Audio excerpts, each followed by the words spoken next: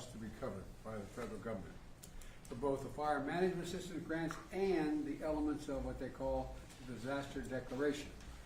So today I'm announcing that the federal government will cover 100% of the cost for 180 days.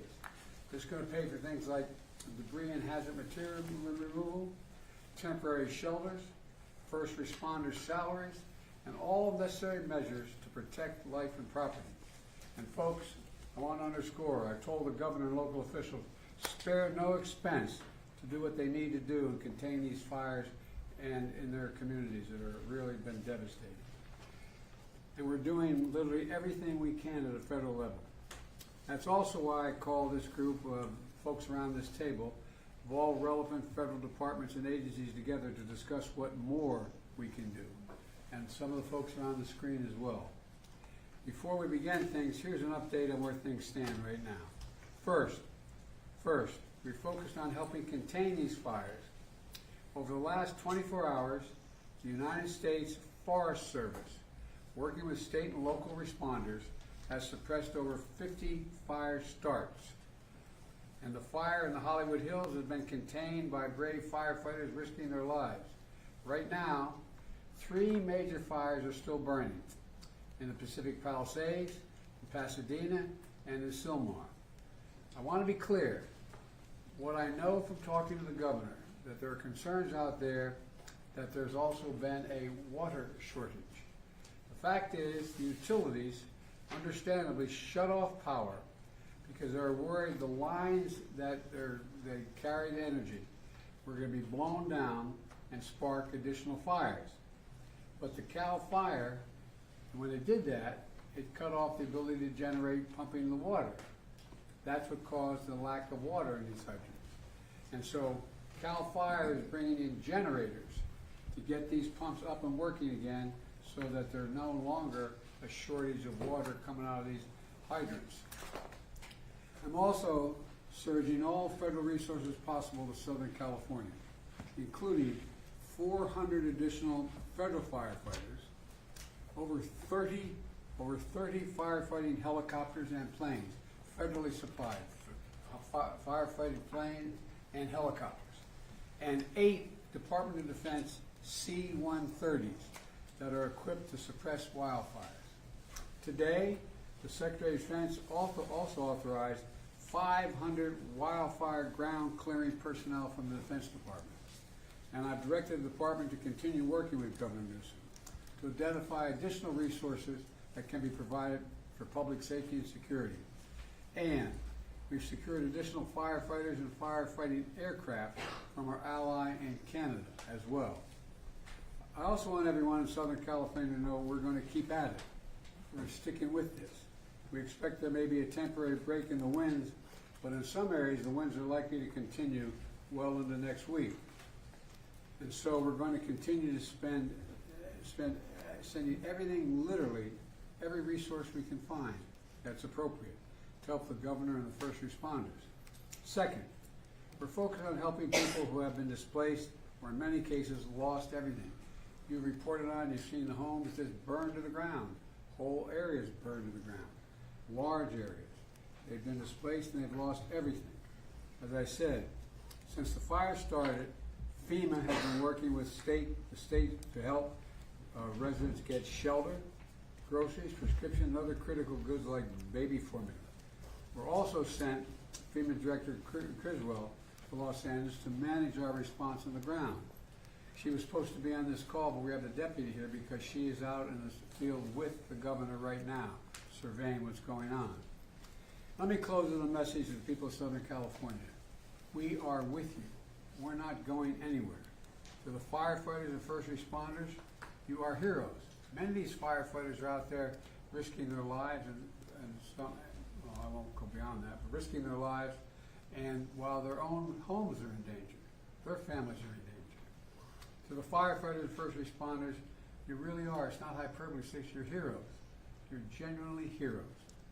And the worst, this is the most widespread, devastating fire in California's history. It's amazing. And there's nobody understands it better than the press has been covering this on a minute-to-minute basis. And you literally have to run into the flames, these firefighters. You know, that old expression, God made man, then he made a few firefighters. Who runs into flames? You know, in doing so, you're leaving your own families and who may be in harm's way as well.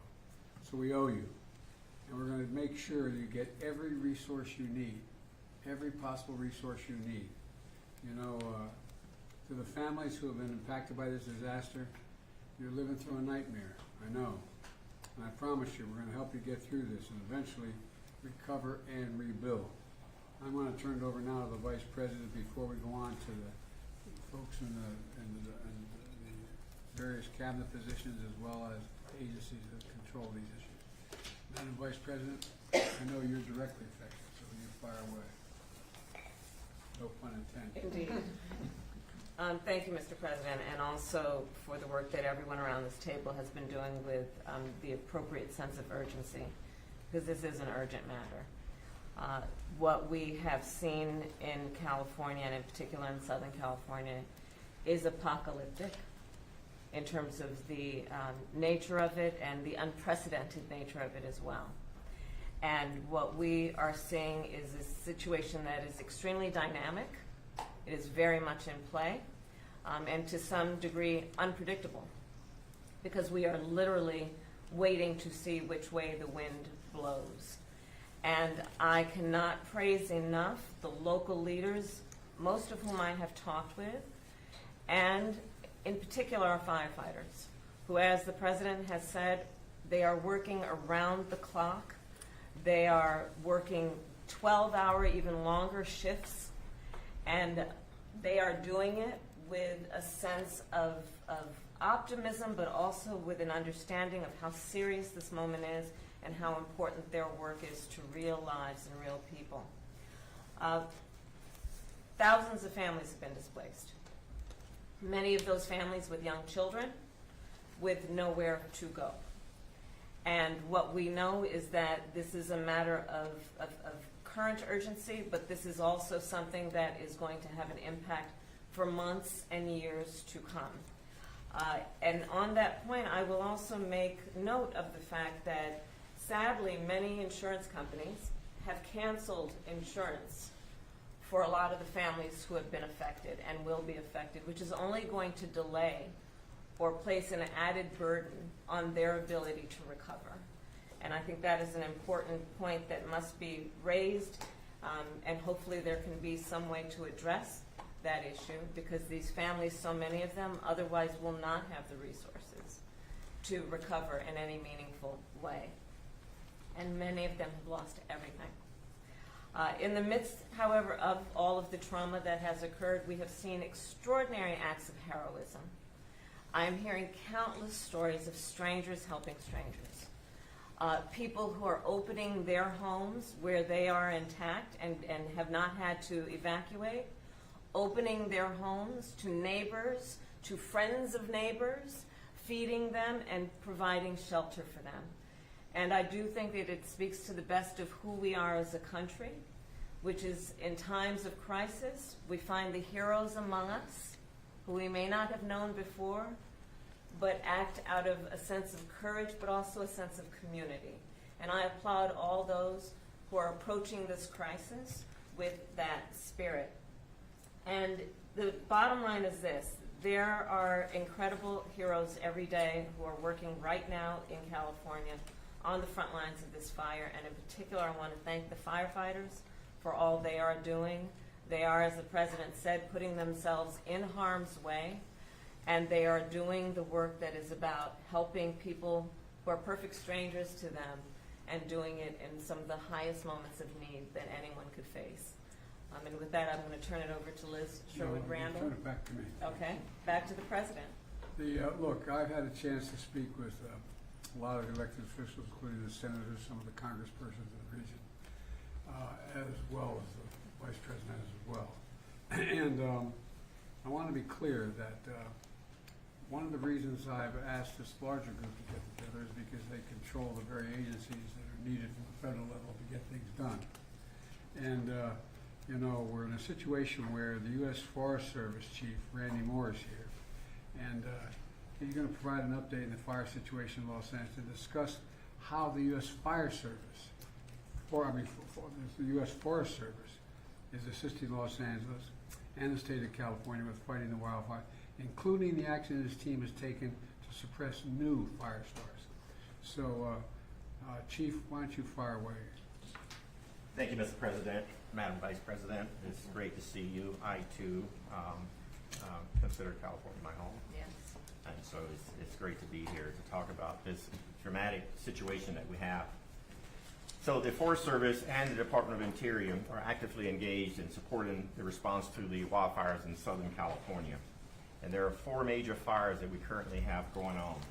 The Forest Service is in unified command with the LA County as well as other local city agencies.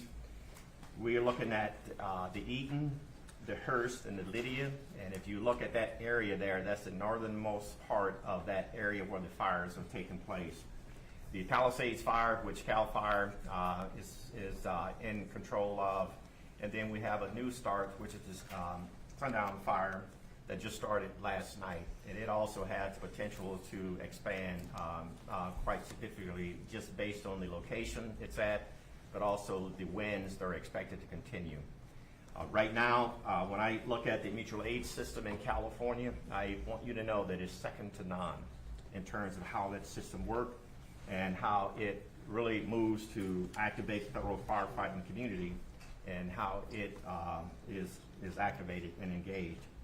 You know, every year we prepare for these Santa Ana winds. It's just that what is happening now is happening sooner. It's happening at a time now where we normally are at our lowest point in the fire year. And the fact that these fires are taking place now, it says that there are things that are going on in our climate that is creating truly year-round fire situations, and it's something that we all need to be mindful of, and this is a good indication of that. To give you an example, that if a fire starts from any ignition source during these Santa Ana winds, it has the potential for explosive growth and spread. And when that happens under these wind-driven conditions, it's very difficult to control. Now, in addition to this, when these winds are high, the aviation resources cannot fly. So it limits a lot of the potential area of support. As of this morning, there were over 4,000 firefighters that were assigned to these large fires. 600 or so were currently federal work, which means Forest Service and Department of Interior. And it doesn't include many who are assigned to their home units to provide initial attack. To give you an idea of the unsung heroes in these fire-type conditions, in the last 24 hours, we've had 50 starts, and the initial attack success has been wonderful. So we've stopped the potential for 50 additional fires to be added to these 4 significant fires that we currently have. And that's what I mean by having initial attack crews stay put or pre-positioned across the state based on intelligence that we're gathering. And so I wanted to mention that because we talk about the active fire suppression, but there's so much that takes place behind the scenes that limits the amount of fires that our firefighters are having to respond to. The President did an excellent job of mentioning all of the resources that's available and that are assigned to the fire. I won't go over those, but we have a number of equipment that's out there that when the winds allow us, we'll be in the air fighting those fires. We also have a number of private contract crews that we're working with. We're working wonderfully with the state, county, and other federal firefighters, also the tribal firefighters as well in the communities. And we're looking at these maps, which we call the Modular Area Firefighting System Air Tanker. There's 8 of them. And there were, like I said, this time of the year, we're not ready for that. But within the next 24 to 48 hours, we'll have all 8 that's available for assistance.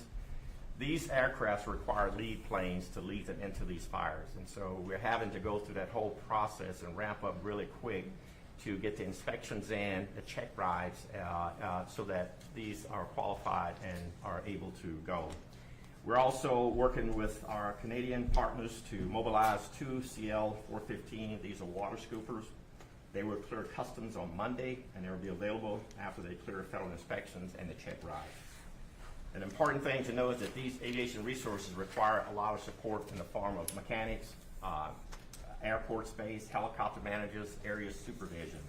And so we work with our state and local and federal agencies to identify these aviation support resources to be sure that we can respond effectively.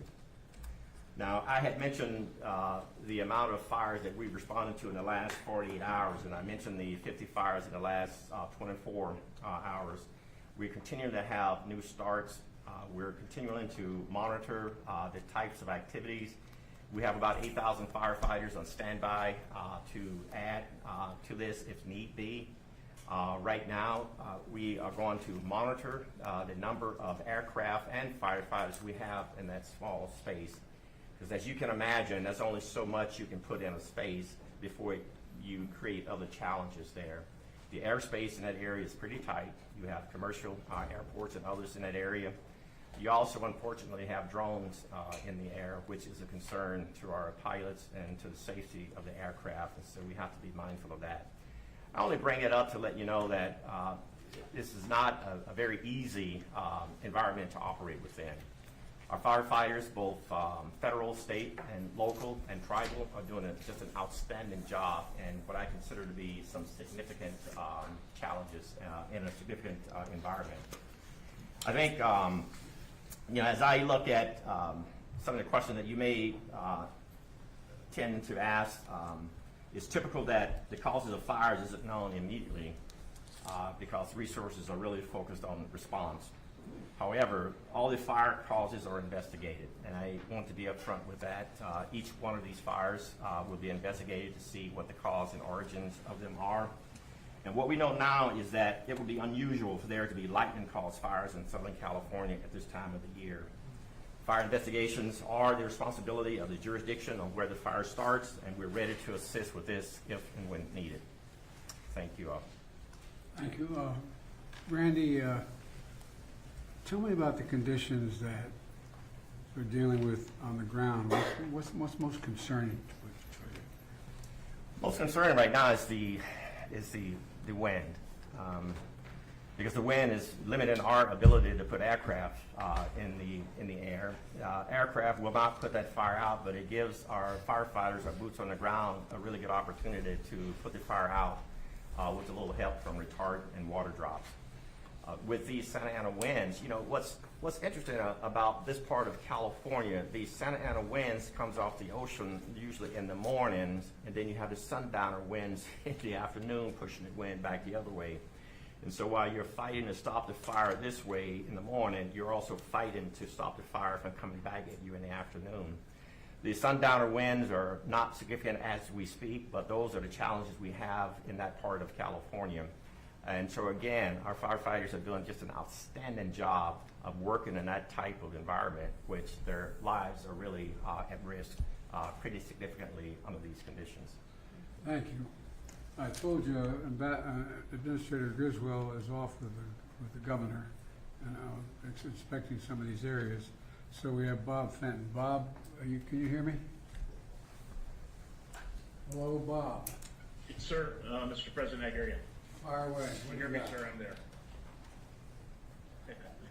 So the administrator is with right now the governor, the mayor of LA, county, local officials, getting a briefing on the fire to really understand what the needs are as we move forward, not only with regard to the firefight, which Chief Moore was talking about, but also to regard to support for the population displaced. Over 360,000 under mandatory evacuations, hundreds of thousands more with warnings. And so what we're doing now is ensuring that that we're able to provide any support to provide mass care to individuals, any assistance for the sheltering, any assistance for feeding, and then through the programs that we provide through our individual assistance that you authorize through the declaration, we're able to assist individuals with funding to offset their hotel costs.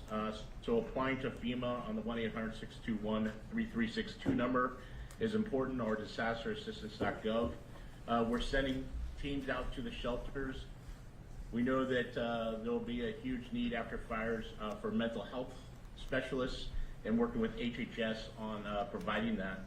as the Vice President talked about, insurance is, problematic in California, especially with the fires. And so not only do some of the changes in our authorities help now with those that are underinsured, which we see more and more, but we want those that are insured to start seeking assistance to their insurance companies. Our programs can help individuals, especially displaced and who have lost their homes, with rental assistance until they can rebuild, and ultimately provide temporary housing. So we're in discussions with state and local governments on how we will meet those housing needs, both in the interim by using available stockage here, but how can we help rebuild? And then lastly, I would just say that we're really focused on already starting to discuss debris removal and all the hazardous waste that comes from fire and how to remove that safely between local, state, and federal government. We'll rely on federal partners, US EPA, the Corps of Engineers, and others to be part of that technical assistance help to support the safe removal so that ultimately we could rebuild. And one of the things that we will start doing in the next couple of days is starting that discussion on how do we rebuild, and not only rebuild, but rebuild more resilient and bring together state, local, and federal agencies to start that discussion in the weeks to months ahead. And so right now we're focused on meeting the immediate needs of those displaced, but already starting to work on recovery and rebuild and bringing all our authorities and the full weight of the federal government and all the resources that you've authorized to help California in that endeavor. Bob, what do you think the biggest challenge is? Also, I got. Oh, sorry, go ahead. Go ahead. I think the biggest challenge is going to be the mental health stress that is put on individuals that have lost everything. Fires are, so drastic. They destroy everything very quickly. Individuals don't have a lot of notice to leave, and so I think there's going to be a significant mental health strain, followed by a need to help individuals recover and rebuild. And the Vice President is exactly right. Why I suspect that many have insurance, many are underinsured.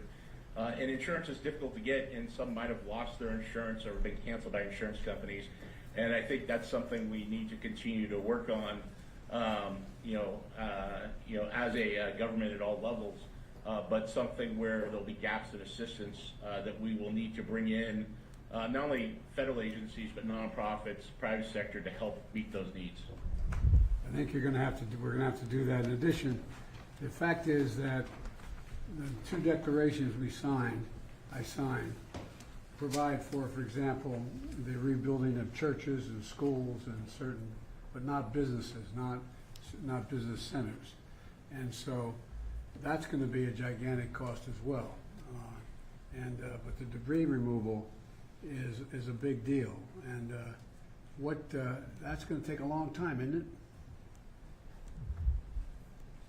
Yeah, it will take some time to remove the debris.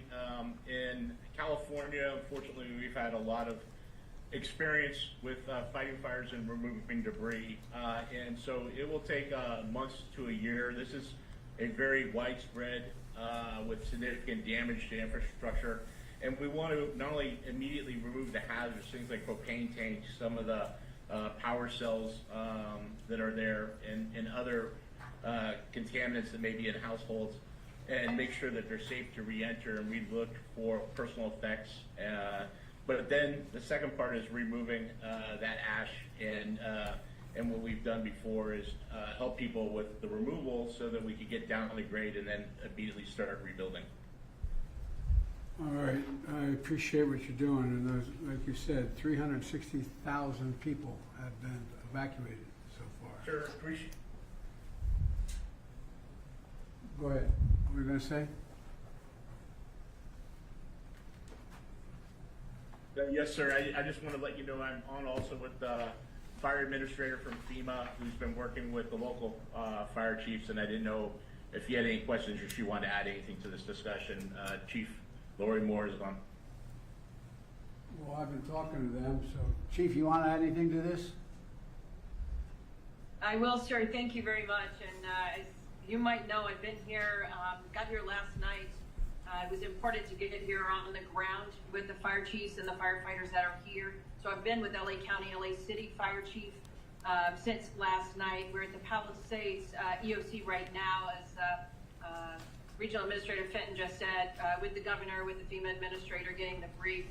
The coordination of resources, it helps for us to be here, U.S. Fire Administration, as part of the response because we're on the ground. We're able to explain ground truth and coordinate resources, streamline the communication between federal.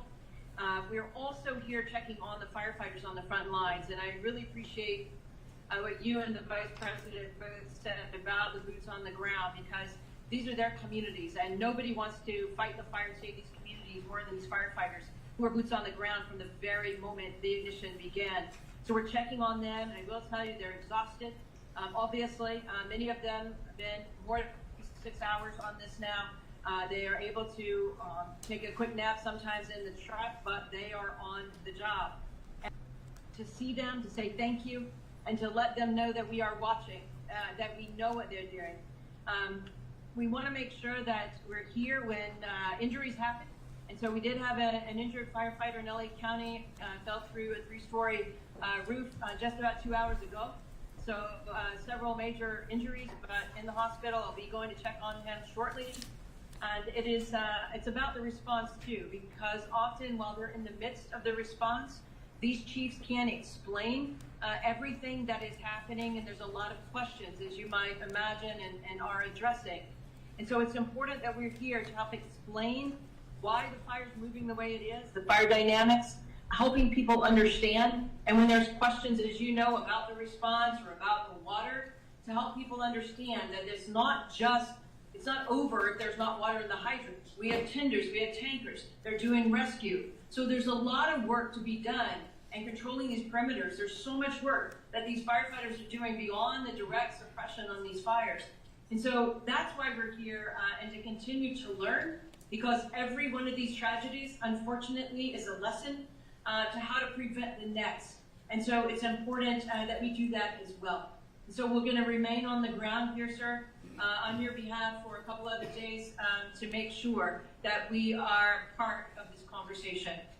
Well, you are part of the conversation. That's why I went out to California yesterday and met with those firefighters and met with those police officers, because there's also worry about looting and a number of other things. So they are really incredible people. They're making such sacrifice. But I think you're right. We have to provide them all that is humanly possible for them to be able to do their job. And there's going to be a need. I want to say it again, and we all know it around this table. There's a need for some help in terms of the psyche of these folks. There's going to be real problems regarding to the mental health issues, and we got to make sure we're prepared to deal with it. All right, now Deputy Secretary of Defense Kate Hicks. Secretary, why don't you tell us what you and I and others have been talking about the Defense Department doing and what they're prepared to do now. Thank you, Mr. President. Oh, Madam you're- Vice I'm looking President. at I'm right here. the screen, No, I there know. is. Yeah, that surprised you. Yeah. We are very much leaning in here at the Defense Department. We, of course, are always looking for how we can support state and local partners, and of course our interagency partners in the federal sector that you've already heard from. And that includes every tool that we believe we can leverage that causes us to always lean forward to make sure our partners understand what we could bring and be responsive to requests that they're coming forward with. And we have been in receipt of some requests. I will turn, with your permission in a moment, to Chairman Brown, and then we also have on the screen with us the NORTHCOM Commander, General Guillot, who is our focal point for responses here in the United States homeland. Secretary Austin this morning out in Germany already in his opening remarks for the final Ukraine Defense Contact Group spoke explicitly to our intent and efforts underway now to provide search support. And so I just want to emphasize it's so important to us that he's put that front and center even while he's concluding this important work overseas. You have mentioned some of the efforts we already have underway. We are ready, as I said, to engage with our partners on further efforts. With your permission, I'll turn to Chairman Brown. Please, Chairman. Mr. President, Madam Vice President, as you highlight, we do have 500 personnel already identified to be able to support not so much in firefighting, because it takes some 10 days of training that would be required, and we don't want to pull firefighters away from that, but they can also support with rock clearance capabilities, commodity distribution. We talked about the airlift with their helicopters. There's 10 U.S. Navy helicopters as well as 10 Guard helicopters. The winds have been challenging to get them airborne. They can also help with the ground search and rescue, incident response, awareness, and the medical support. Those Marines will be in place in the next 24 to 48 hours. The California National Guard also has, by tomorrow, they'll have about 1,000 service members that will be available to be able to support as well. About 250 of those actually have some firefighting capability, and they can be trained in the next 24 to 48 hours to also support firefighting. As was mentioned, the C-130s with the modular aerial modified, it has a system that's put in a modular system that's put into the back of the C-130, and so it's able to push out either water or the slurry retardant associated with. And as was highlighted, they are usually prepared to do this during the firefighting season. This is several months prior to when they would typically do this. And so there's two C-130s that are already at Channel Island. They're in just northwest of Los Angeles. The other 6 will be there within the next be able to support. We're also looking at surrounding bases that may have ability to bed down any displaced personnel or families. We've got about 1,000 beds that have been identified at either Edwards, March, or Fort Irwin there in California. In addition, we're using March Air Reserve Base as a incident response area and getting that set up. Mr. President, last thing I would say is what I've, and before I turn to General Guillot, what we really try to do is identify things that we know we could lean forward on before there's even an ask. We want to make sure we cut down the timeline to get provided capability. We also want to make sure, and I know that General Guillot is communicating that with Ms. Griswold from FEMA, so that we want to make sure we, as I say, provide an a la carte menu of all the things we have available. So even if they don't have time to think about it, we're already looking ahead. Last thing I would say is when I met this afternoon with my staff, the thing we also talked about is immediate response, but it's also, as was highlighted, the longer term response of things that we'd have to be able to look at in recovery. And so we're already thinking ahead of what options DOD may be able to provide to support. Any of your questions, and then I can turn You to guys have General. been immediately responsive. Thank you. I mean, you're right on top of things. But let's turn to General. Good afternoon, Mr. President, and thank you, Chairman. Northcom, on behalf of the Department of Defense, is aggressively taking action to deliver capabilities to California as soon as they are requested. So in addition to the aircraft and ground forces and the installation support that President Biden and Chairman Brown mentioned, we've identified other capabilities such as helicopter support, search and rescue, both from the ground or from the air, commodity distribution, route clearance, and medical capabilities that we've postured and have leaned forward to make sure that they're able to deploy to California and operate just as quickly as they are requested. And to do that, we're cooperating very closely with FEMA, with the state of California, and the National Guard Bureau to deliver the right capabilities at the right time for the women and men of California. Well, the Defense Department, I got to say, stepped up immediately. I didn't even, matter of fact, I got a call what you need before I even asked. So thank you all. And you have incredible capacity and capabilities, and just getting them in place as quickly as possible is the most important thing. You're doing that right now. So I think you're going to see an awful lot of help coming based on what you want to do, what you can do, and the entire department is surging capacities, in my understanding, including the aerial equipment to fight these fires. So thank you very much. Now, I'd like to speak to our Department of Energy Secretary Jennifer Granholm. She will brief us on power outages and initial assessments of impacts on the power grid in Los Angeles area. And Madam Secretary, it's all yours, wherever you are. We're looking to see if she's still on the screen. She had to board a plane, so if she has had to board, the Deputy Secretary, Dave Turk, is sitting at the end of the table. It looks like she is on It her looks like she plane, has so to get on her I'll Dave, it's all you, Yes. pal. Fire away. give the She update, was Mr. waiting at the President. gate. And she's on the way, Mr. President, to Puerto Rico again on official visit, given the island-wide blackout there, and Yeah. doing everything we can to help on that front per your guidance and the Vice President's direction as well. And of course, again, per your guidance, we're doing everything we can to help, working with partners, including our utility partners, but also other federal partners as well. As of just coming into this meeting, there's about a little over 400,000 customer outages in California. Important to note that these are both actual outages, power that's actually been disrupted because of the fire, but also proactive shut-offs, just as you mentioned as well, to prevent fire ignition and the spread of fire. We've got two main utilities out there, Southern Cal Edison and the Los Angeles Department of Water and Power, and we're in close and continuing contact, including with their CEOs, Pedro and Janice as well, including calls with them just a few hours ago, just to make sure we're doing everything we can to help. We're coordinating with those utilities and with utilities literally across the country to make sure that we've got all the capabilities that we have in the federal government, but our utility partners to provide that. I want to thank you, Mr. President. You joined a call just a couple months ago with Liz and our secretary to thank all of these utility CEOs. We've got this phenomenal partnership with utilities all across the country. It's called mutual assistance. And if any utility in any one region needs help, all the other utilities, and we last unleashed this phenomenal partnership to bring 40,000 utility workers to Florida, North Carolina, South Carolina, the affected regions with the two hurricanes back to back, and everybody. Continue to talk to me. I've been deployed so many places.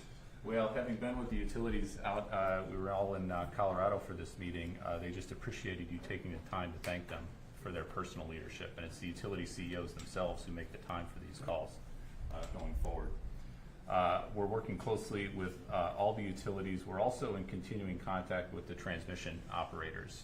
The disruption has really been at the distribution level, at the local level, but we want to make sure there's not broader outages and broader concerns. As of now, we're not seeing any issues with stability of the broader transmission system, either in the region or across California or more broadly. So that's a good news part of where we're at now, of course. We're working with the utilities trying to restore power to customers as quickly as we're able, but full restoration, of course, is going to take some time here. In particular, the comprehensive damage assessment will take time and can't begin until it's safe for crews to get in there and actually do the assessments and do the work. So we're working, Madam Vice President, as you said at the outset, with a real sense of urgency here, but also with a sense of we'll do whatever we can over the long haul to do right by our responsibilities.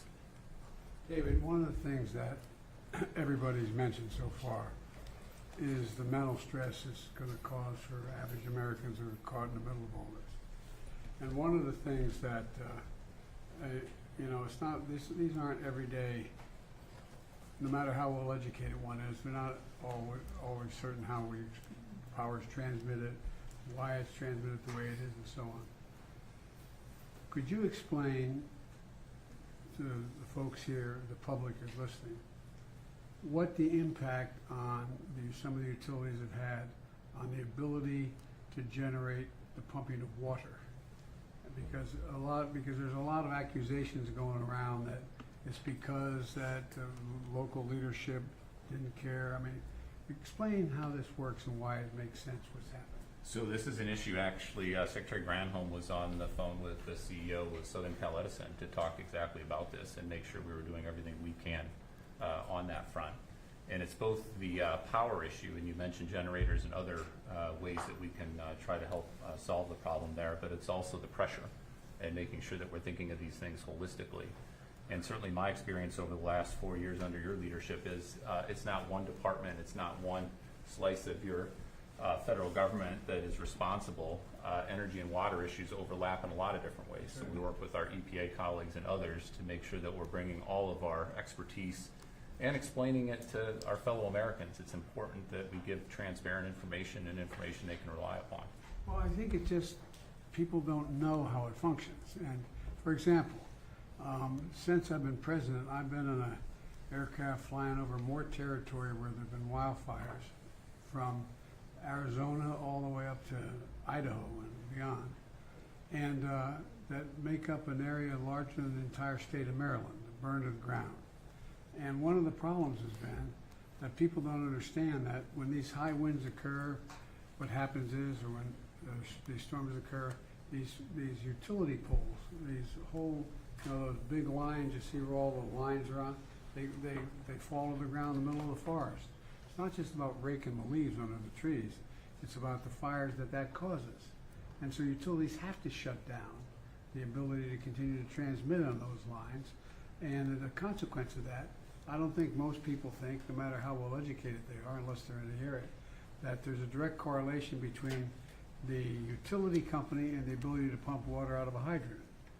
And so it allows for a lot of uninformed people to make assertions or concerns or accusations about the local officials not caring or not working. So as I understand it, the vast majority where the water resource has been diminished is because of the utility company not being able to maintain the electric transmission because they're getting knocked down or shutting down so they don't cause more fires. Fires, exactly. But now what is happening is, are we getting cooperation with utility companies to bring in generators and others to bring in generators to generate the energy to allow that fire hydrant to function?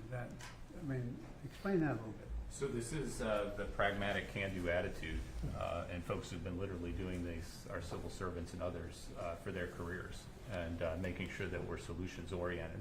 We sometimes call our department the solutions department, as Liz knows from having been Deputy Secretary of the Department of Energy. And so whatever gets the power on to allow the water, whatever gets the job done, a lot of times it's working with our defense colleagues who have. The other point I'd like to make, Mr. President, to thank you and the Vice President's leadership and our folks in Congress, your bipartisan infrastructure legislation actually provided $10 billion. It's a GRIP program for grid resiliency to improve the resilience of our grids so that when the grids do go down, they come back on quicker.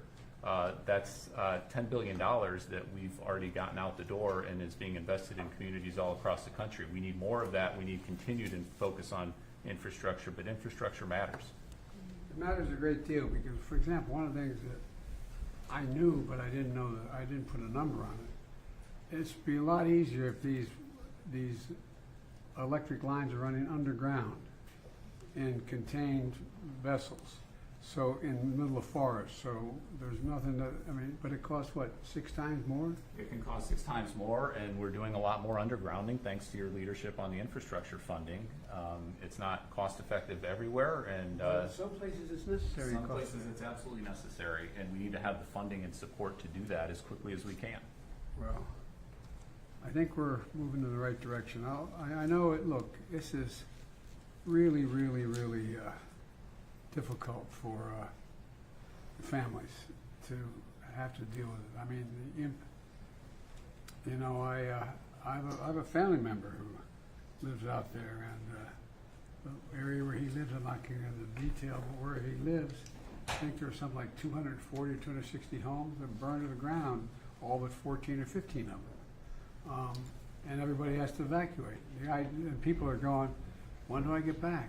Will I ever find that picture album? Will I ever find the jewelry that my grandmom gave me? Will I ever, there's so much anxiety that's generated. And I think that we've been through this once before in Hawaii where the fires occurred and we're trying to build back up the community so they could open up and things be running. But it's really, really, really hard.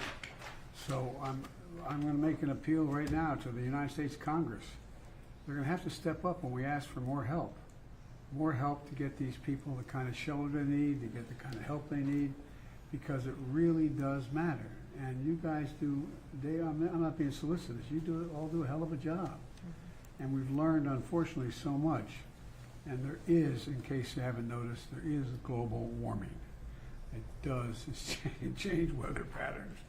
And as you explained, Randy, winds going in and winds coming out. You get the one going in, but you don't want the one coming back out. And so my point is that I think the more we can explain to the American people in plain, straightforward, honest English or whatever language of us understand what exactly is happening, the more likely we're likely to get the kind of support. and not make a political deal out of this. I'm leaving this office very shortly, but it's not about the politics. It's about giving people some sense of security that we're going to be able to get this under control, but it's going to take time. And it's going to take time. And like I said, in the next little bit, we're going to be going back to Congress asking for some more help on some of this stuff. And I hope they're ready to step up because we can afford it. And like I said, we have a little infrastructure bill that's over $1 trillion. It's going to be able to help a little bit. We have done a lot in terms of what we're going to do in terms of providing for this rebuilding of communities. And so I think the most important thing we have to do, those of us sitting around this table and on the screen, is explain in simple, straightforward language what the capacity we have is, how, and what capacity we don't have that we need. And in order to keep things from just all these, in crisis, rumors and fear spread very quickly. And the most important thing is to let's just bring this down in an area, be honest with people, what's at stake, but be straightforward with them. What can be done and how we're going to get it done. So I thank you all very much. I'm proud of the job you're all doing, and I'm quite frankly proud of the job the local officials in California are doing. I've spent a lot of time with the governor and the mayor of Los Angeles and others. You know, they're doing everything that we ask of them and beyond, and so we're stepping up as best we can. Any of my colleagues around the table or on the screen want to add anything before we close this out? Well, as the Californian at the table, thank you for all of the leadership that everyone here has provided, starting with our president. We are beyond the point of calling it fire season. Yeah, that's right. We really, and we're seeing this around the country, that whereas years before we would talk about a particular season of extreme weather, we are seeing that it doesn't matter what month of the year, we should be ready. The work that our administration has done in particular on the issue of infrastructure, together with the Inflation Reduction Act and the attention we are paying to the climate crisis, is so important because we have got to invest as a country in adaptation, and we have to invest in resilience. And that is about homeowners, that is about families, that is about cities and local governments, state governments, and we have to adapt to this changing climate. For example, fire hydrants are pretty much built to deal with an individual house fire, not with a wildfire that is taking on entire residential communities, where these homes are providing the fuel for that fire to grow. We have to put more resources into our fire departments and firefighters, understanding that we are asking a lot of them that traditionally they never had to do. And because of their commitment to their profession, they're attempting to rise to the moment of crisis. But we need to put more resources into those individual professionals and into the departments that sustain that work with the mission. That is such an important mission in times like this. So, Mr. President, I thank you for your leadership, your foresight to understand what over these last 4 years we could do to leapfrog in front of what we know to be a changing climate to meet these types of moments. And God bless all of the people who are on the ground right now in California doing that work. I thank you for your comments, and I think I totally agree with you, which will not surprise anybody. Look, there's an expression from a famous Irish poet. He said, "All's changed, changed utterly. A terrible beauty has been born." All has changed in the weather. Climate change is real, fundamentally altering, not just here, but around the world. Around the world, what's going on. And we've got to adjust to it. We've got to adjust to it. And we can. It's within our power to do it, but we've got to acknowledge it to begin with. Just acknowledge that there's a change taking place, that we're not going to be able to legislate away. It's real. There is global warming.